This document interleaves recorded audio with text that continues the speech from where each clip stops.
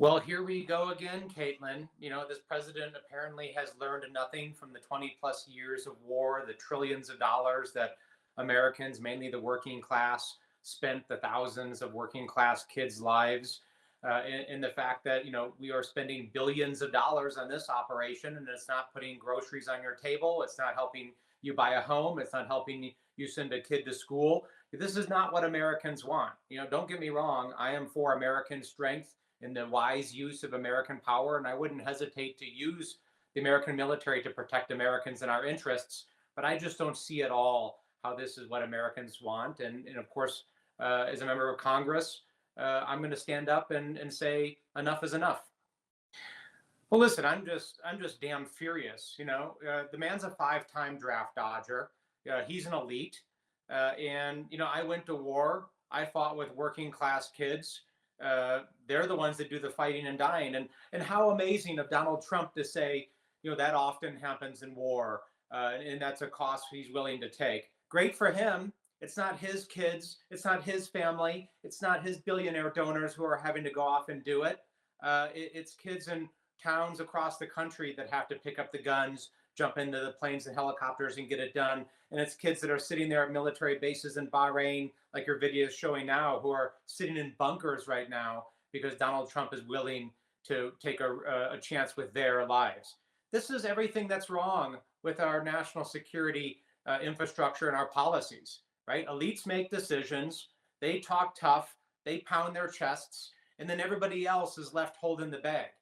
Enough is enough, right? Let's actually have a conversation about what is in our interests, what we're willing to do with American lives, what we're willing to do with American taxpayer dollars. And it's Congress that is supposed to have that responsibility, right?